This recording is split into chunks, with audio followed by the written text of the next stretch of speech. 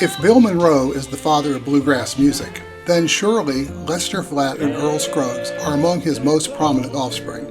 Flatt and Scruggs met in 1945 when they were both performers in Monroe's preeminent band, the Bluegrass Boys. The duo played with Monroe until 1948, when they left to form their own group, the Foggy Mountain Boys. Their band included fiddle player Paul Warren, a master player in both the old-time and bluegrass fiddling styles, whose technique reflected all aspects of the bluegrass breakdown. Dobro player Uncle Josh Graves, an innovator of the advanced playing style of the instrument, which has replaced the mandolin in some groups. The stand-up bass player was cousin Jake Tulloch, along with mandolinist Curly Seckler. They are considered by music historians as one of the premier bluegrass groups in the history of the genre. They went on to enjoy a 20-year reign as major contributors to bluegrass. Flatt's rhythm guitar style and vocals, aligned with Scruggs' three-finger banjo-picking style, gave them a distinctive sound that won them many fans. In 1955, they became members of the Grand Ole Opry. I grew up in a musical family, and my lifelong dream was to get into music. And when I started, I wanted to go to the best that I thought, and this was it, the Grand Ole Opry. Many of their songs were credited to Certain and Stacy. In actuality, these songs were written by Flatt and Scruggs and members of their band. Certain and Stacy were the maiden names of Flatt and Scruggs' wives, Louise Certain Scruggs and Gladys Stacy Flatt. Although fully involved in the bluegrass sound, Earl Scruggs had always tended towards a more progressive sound and had experimented on duets with saxophonist King Curtis and added songs by Bob Dylan to the group's act. Flatt, a traditionalist, didn't like these changes, and the group broke up in 1969. Both moved on and started new bands of their own.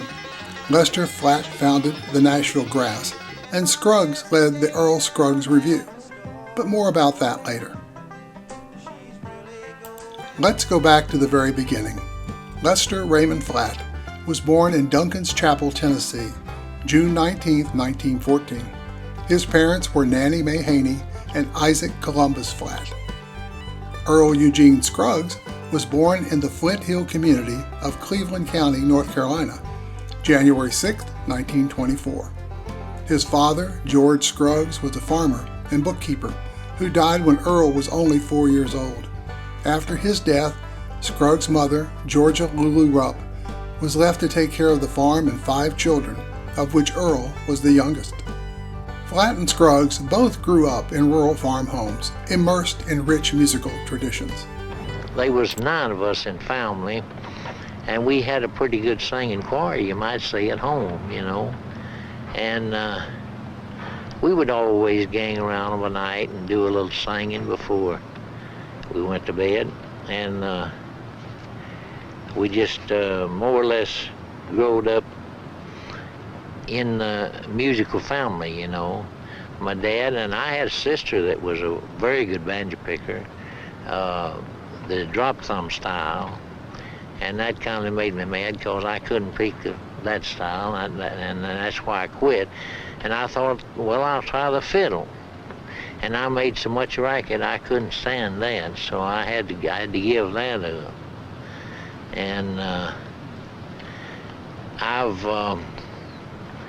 I was about 7 or 8 years old when I started singing. I was in several singing contests that we used to have in the country, what we called all day singing and dinner on the ground, you know. And of course, I guess the dinner on the ground got me to go about as much as the singing did. But anyway, I was always in on it, and I won quite a few of those, you know. My daddy played the old-time fiddle and 5-string banjo. He played what they call the drop thumb. They have several different names for that. I call it the Grandpa Jones style anyway. But that's what I wanted to do, and I started out trying to do that, and they picked a 2-fingered style. I got to where I could do that real good. I thought it was good anyway, but maybe it wasn't. But anyway, I never could get that drop thumb style to work. My thumb to work like, I'd sit and watch my dad for 30 minutes at a time, and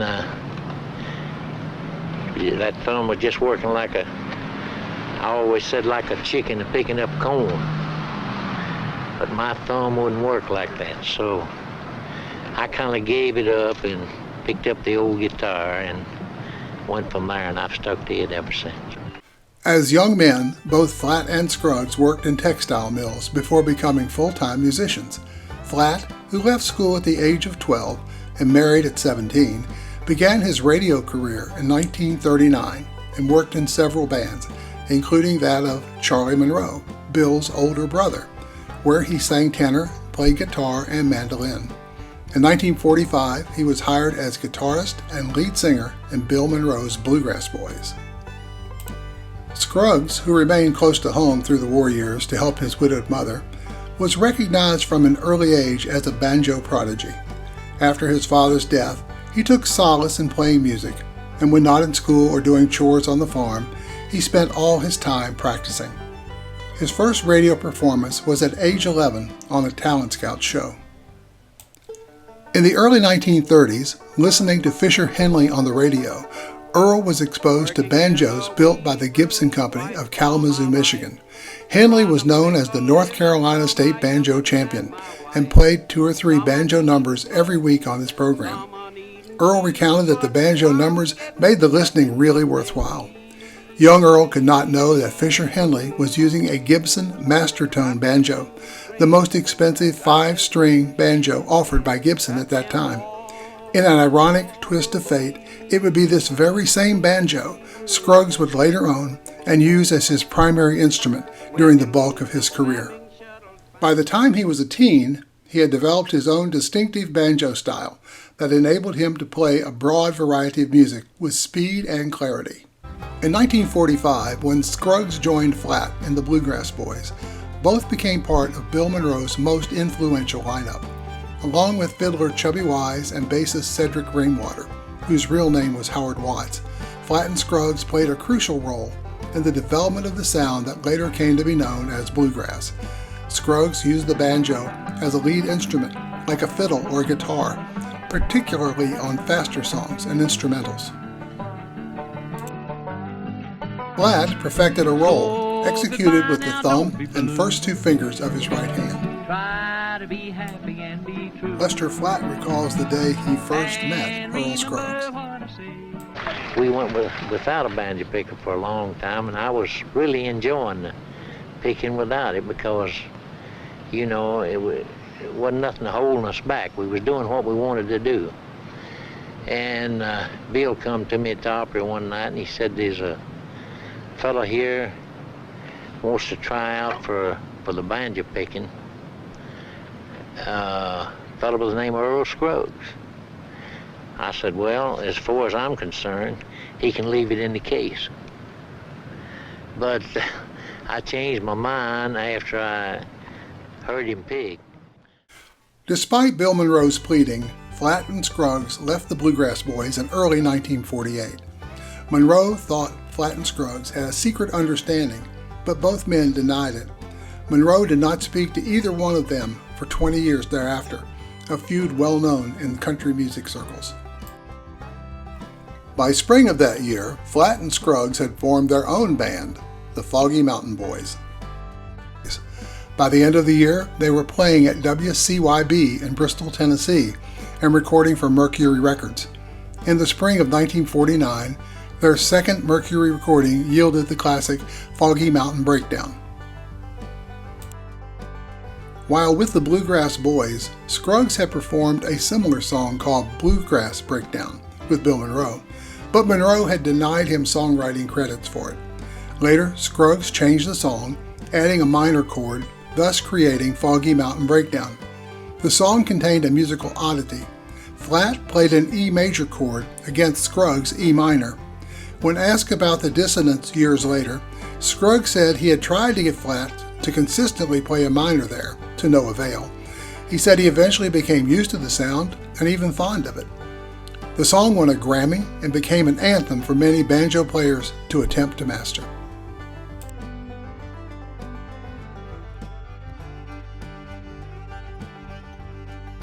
In 1950, they signed with Columbia Records, the label they would be with for the rest of their career together.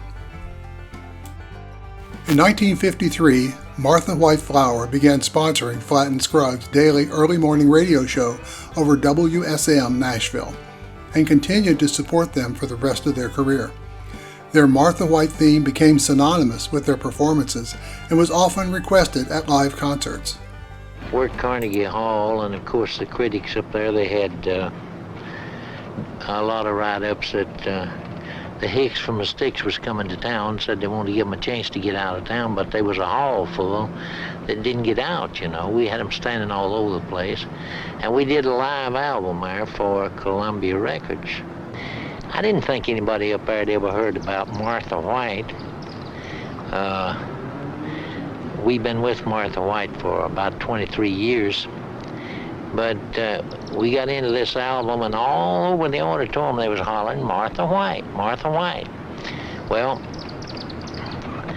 I thought we better go ahead and do it because the old saying they was running their album, you know. But I didn't think about Columbia letting the song go in the album because they won't hardly let a commercial song go, but they did. They let it go in the album.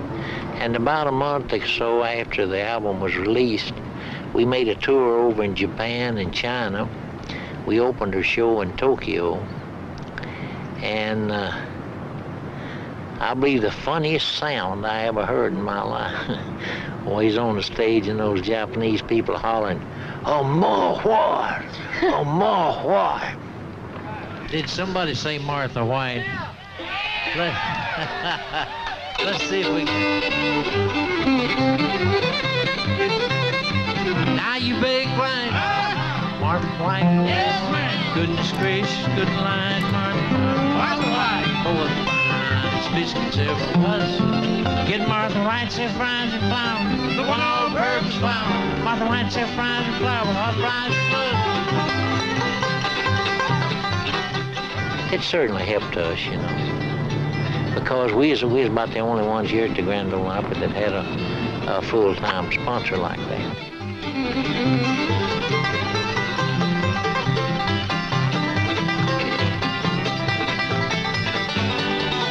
For the finest biscuits ever was, get Martha White, say fries and flour, one all-purpose flour. Martha White, say fries and flour with hot fries plus. In 1955, Louise Scruggs, Earl's wife, took over the duties as manager for the duo. She was a true trendsetter as she modeled the role of professional management for the music industry. She managed bookings, publicity, publishing, and recording contracts throughout Earl's long and successful career. During the late 50s and early 60s, their syndicated television show was seen by millions of viewers in the Southeast. Their music started breaking into the country charts with gospel songs like Cabin on the Hill. Young listeners found great interest in their banjo-sparked acoustic sound at folk festivals around the country, and appearances at the Newport Folk Festival and on national TV brought them widespread acclaim. New York Times music critic Robert Shelton even compared Scruggs to master violinist Niccolò Paganini. This led to a series of folk-oriented albums.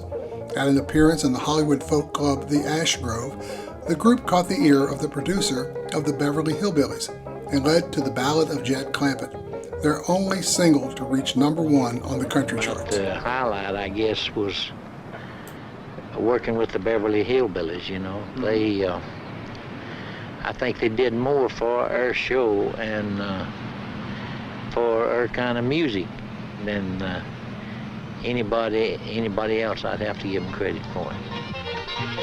Listen to my story about a man named poor mountaineer, barely kept his family fed. Then one day he was shooting at some food. Up through the ground come a bubbling crude. Oh, that is black gold, Texas tea.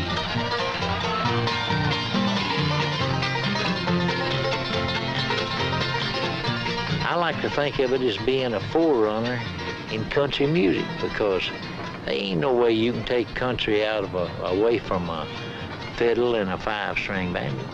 Well, the first thing you know, old Jed's a millionaire. Ken folks said, Jed, move away from there. Said California is the place you ought to be. So they loaded up the truck and they moved to Beverly Hills, that is. Swimming pools, movie stuff.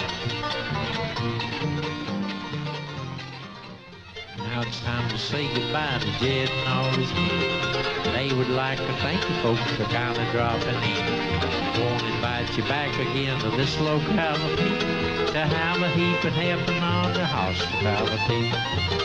Beverly Hillbillies, that's what they call them now. Nice folks. Y'all come back, yeah?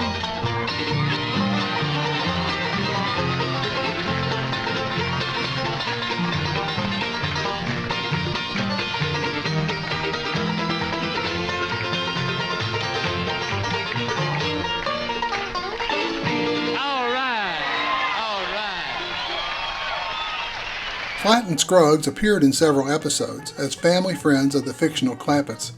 In their first appearance, they portray themselves in the show and perform both the theme song and Pearl, Pearl, Pearl.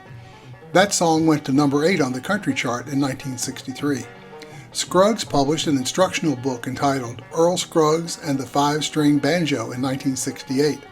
It received a Gold Book Award from the publisher when it sold over 1 million copies. Over their 20-year association, Flatt and Scruggs recorded over 50 albums and 75 single records, and featured over 20 different musicians as Foggy Mountain Boys, sidemen backing the duo. The group reached its zenith of popularity in the mid-60s. Highlights included their sensational appearances in Japan, an appearance at San Francisco's Avalon Ballroom during the peak of its hippie years, and another soundtrack success when their 1949 recording of Foggy Mountain Breakdown was used in the 1967 film Bonnie and Clyde. Scruggs had received a phone call from the film's producer and star, Warren Beatty, first asking Scruggs to write a song for the movie. Soon Beatty called back, saying that he wanted to use the existing vintage Mercury recording of Foggy Mountain Breakdown, and rejected the argument that it was recorded 18 years prior at a radio station with no modern enhancements. The film was a hit, called by the Los Angeles Times a landmark film that helped usher in a new era in American filmmaking. In 2005, the song was selected for the Library of Congress's National Recording Registry of Works of Unusual Merit. Many very young future country stars found their way onto the stage with Flatt and Scruggs, including Ricky Skaggs and Marty Stewart. What do you want, son? I want a pick. You want a pick? Early. He's drawing back here with his mantle and says he wants to pick. Put him on. Put him on? Take him right over to that mic. It's just down to just about his size. What are you going to pick? Foggy Mountain Station. Foggy Mountain Special. Let's hear it.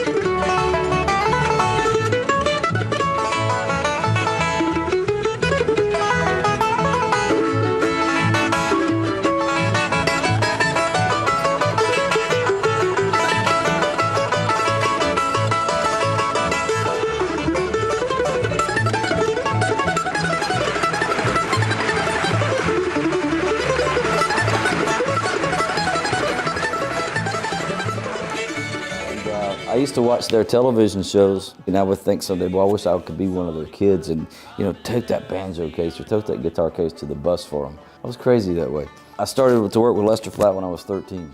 I left home, I was cutting yards one day, and the next day I was in his band. It was like joining the Navy. The duo ended their partnership in 1969. Flatt did not support the more progressive sounds that Scruggs was pursuing, and the split became irreconcilable. In early 1969, Scruggs formed the Earl Scruggs Revue, consisting of two of his sons, Randy on guitar and Gary on bass, and later Vassar Clements on fiddle, Josh Graves, dobro, and Scruggs' youngest son, Steve, on drums. On November 15, 1969, Scruggs performed live with the newly formed group on an open-air stage in Washington, D.C. at the Moratorium to End the War in Vietnam. Scruggs was one of the few bluegrass or country artists to give support to the anti-war movement. The Earl Scruggs Revue gained popularity on college campuses, live shows, and festivals, and appeared on the bill with acts like Steppenwolf, the Byrds, and James Taylor. Earl, always the experimenter, spent time exploring creating a musical connection with a variety of artists, including Bob Dylan and a very young Joan Baez. The Earl Scruggs Revue recorded for Columbia Records and made frequent network television appearances throughout the 1970s.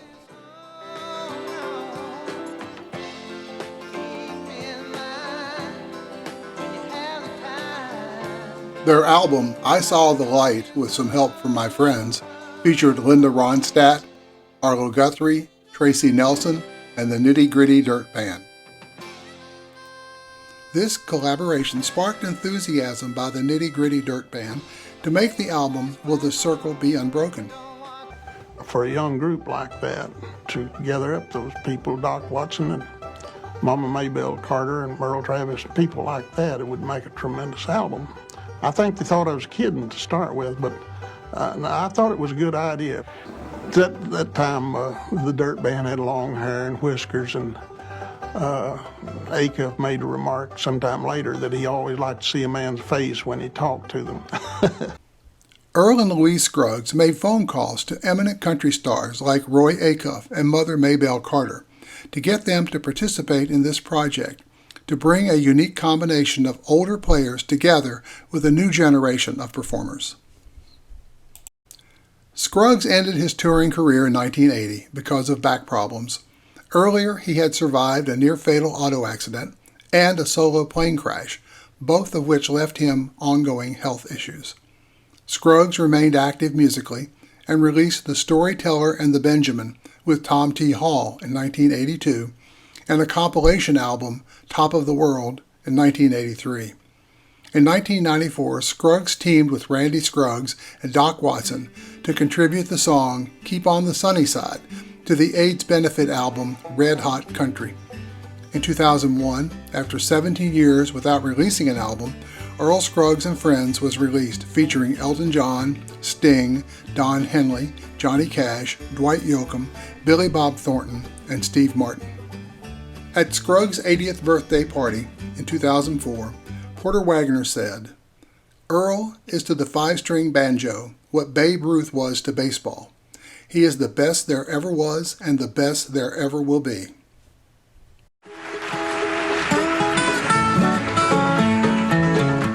In 1969, Lester Flatt formed a more traditional bluegrass group, the Nashville Grass, with Curly Seckler.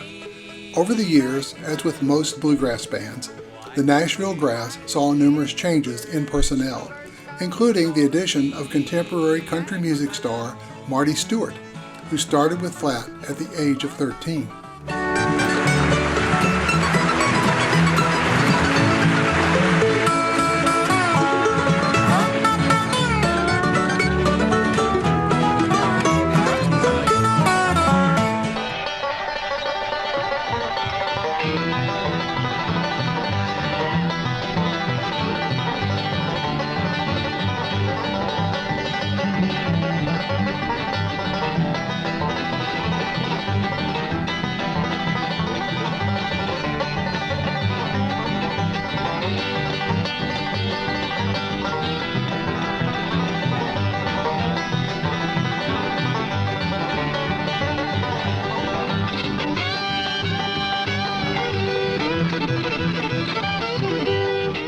Lester Flatt continued to record and perform with the Nashville Grass until 1979. At that time, Curly Seckler became leader of the band. Just a closer walk with me. After the breakup in 1969, Flatt and Scruggs did not speak to each other for the next 10 years. In 1979, Scruggs made a surprise visit to the hospital bedside of Flatt. They talked for more than an hour, and even though Flatt's voice was barely a whisper, he spoke of a reunion concert. Scruggs answered yes, but told Flatt they would talk when he was better. Flatt told friends the visit came as a bit of a surprise and made him feel good. However, Lester Flatt never recovered and died on May the 11th, 1979. Well, I'd like to be remembered as one that tried to fight it to the end. One of the greats, you know what you'd like, whether I am or not, but that's what I'd like for it to be. Earl Eugene Scruggs died from natural causes at 88 on the morning of March 28, 2012 in a Nashville hospital. His funeral was held that Sunday at the Ryman Auditorium in Nashville and was open to the public. He was buried at Spring Hill Cemetery in a private service. Lester Flatt and Earl Scruggs, as a duo, were inducted into the Country Music Hall of Fame in 1985. Both were among the inaugural members of the Bluegrass Music Hall of Fame in 1991. Lester was inducted posthumously, but Earl was alive to accept the honors. Lester's hometown of Sparta, Tennessee, held a bluegrass festival in his honor for a number of years. Lester Flatt Memorial Bluegrass Day remains part of the annual Liberty Square celebration held in Sparta. Flatt and Scruggs were ranked number 24 on CMT's 40 Greatest Men of Country Music in 2003. Flatt and Scruggs made an enduring contribution to the history of bluegrass, beginning with their work with Bill Monroe through their time together with the Foggy Mountain Boys, and after they went their separate ways. Their unique playing styles and driving rhythms exposed generations of young people to the genre and established a standard for future bluegrass and country musicians. I'm on my pathway leading to heaven. When angels carry me home, I see Jesus waiting for me in heaven. When angels